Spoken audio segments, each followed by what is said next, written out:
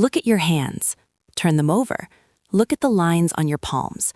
You have been told that these hands can build anything, that they can carve empires out of nothing, that if you just work hard enough, bleed enough, and sacrifice enough, the world will bend to your will. You have been fed a diet of triumphant biographies and viral motivational clips, all screaming the same seductive algorithm: effort plus passion equals success. This is the single greatest lie ever told to the human species. It is not just a falsehood.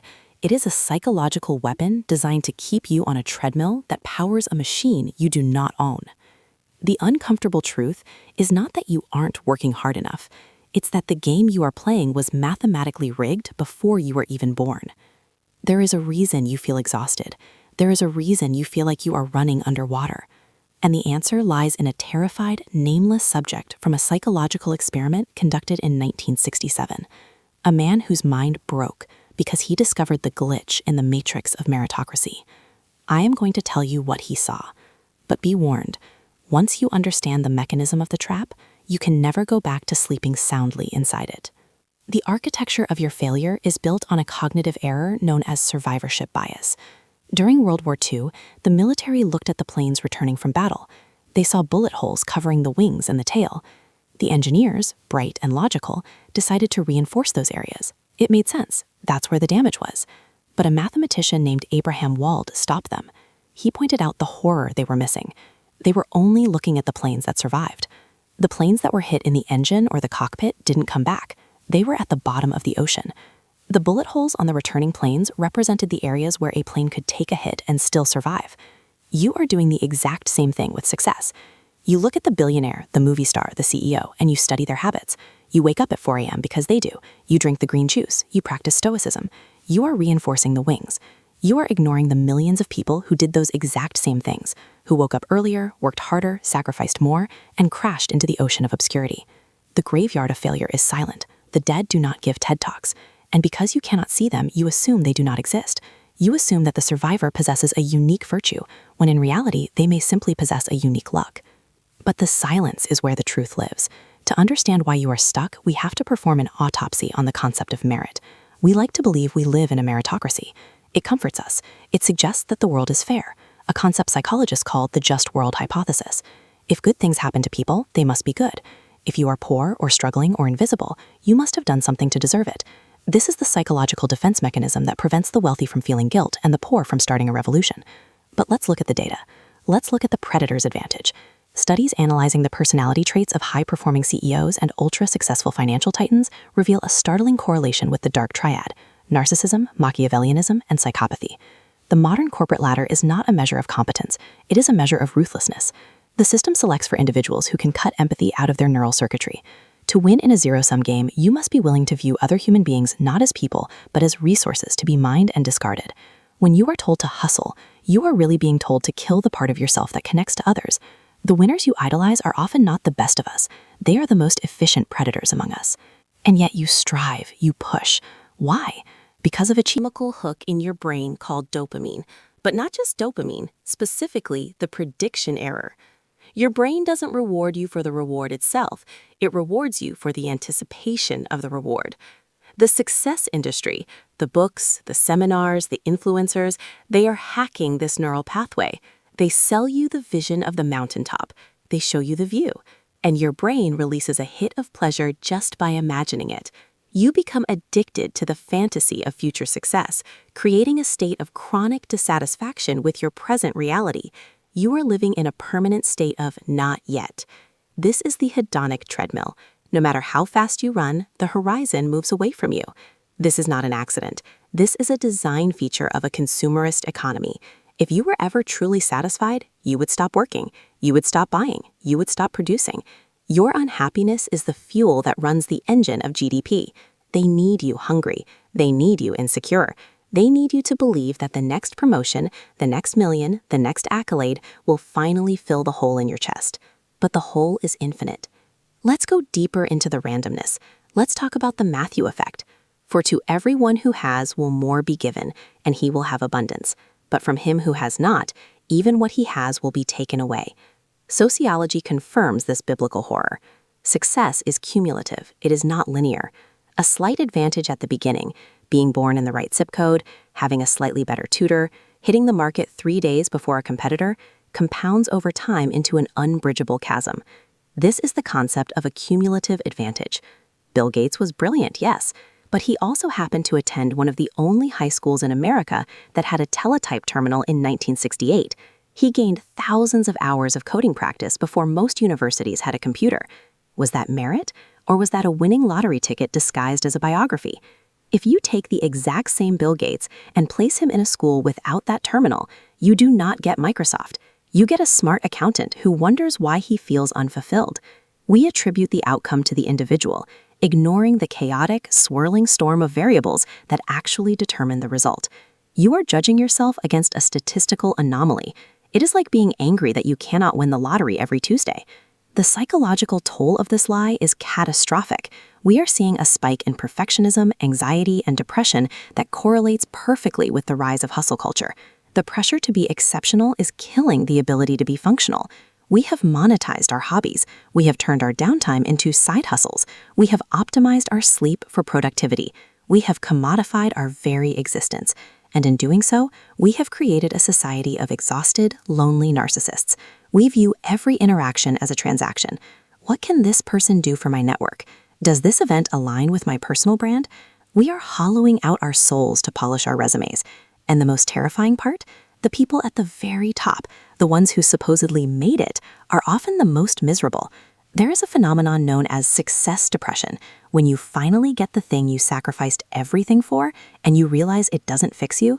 The despair that follows is absolute, because you have no more goals to chase. You are left alone in the penthouse, surrounded by expensive furniture, realizing that the furniture cannot love you back. But the horror didn't stop there. It was just beginning, because the system has a failsafe. If you start to question the game, if you start to point out the role of luck or privilege or the psychopathy of the elite, the system attacks you. It labels you toxic. It calls you a loser with a victim mindset. This is gaslighting on a civilizational scale. The mindset movement is the ultimate victim blaming. Cool. If you are poor, it's because your mindset is wrong. If you are sick, you didn't manifest health hard enough. This ideology strips the context away from human suffering. It ignores systemic oppression, economic cycles, and biological limitations. It places the entire weight of the universe on the shoulders of the individual. And when those shoulders collapse, the system shrugs and says, "He just didn't want it enough." This protects the status quo.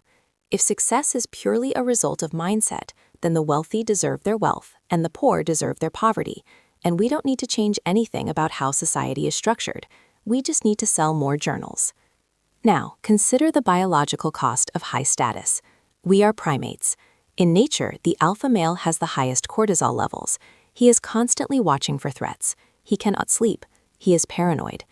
The successful human is biologically indistinguishable from a stressed primate. We have glorified a state of physiological emergency. The heart attacks, the strokes, the autoimmune disorders, these are the receipts for the transaction you made. You traded your biology for a bank account.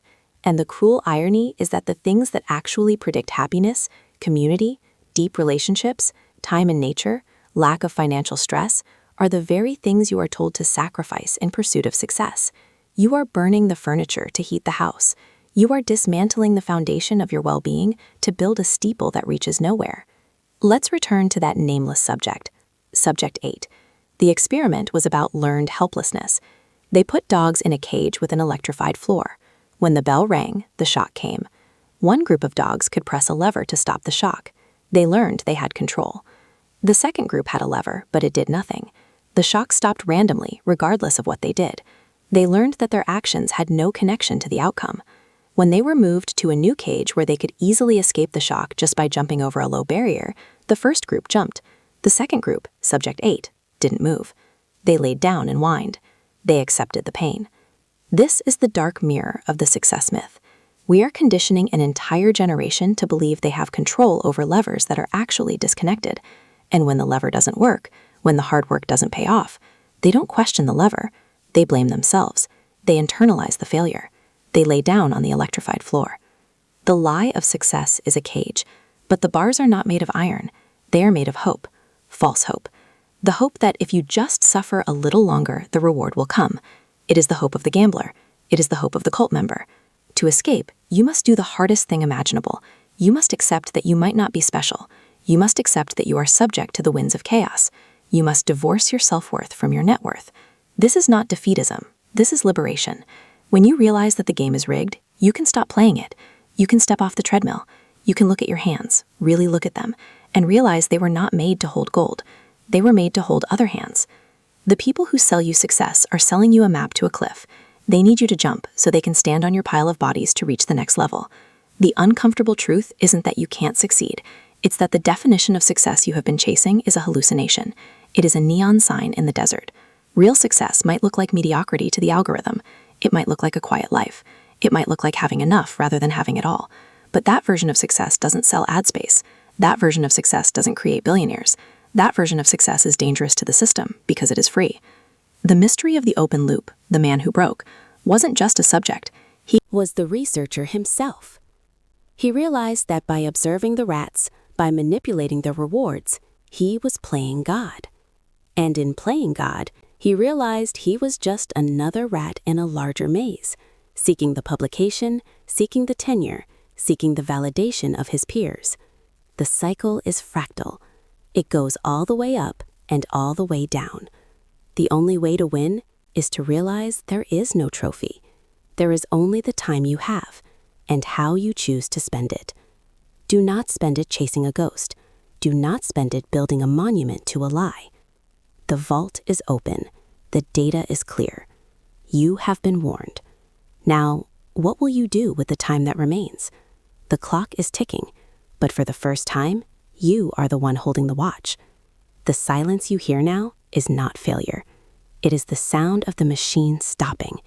It is the sound of you finally waking up.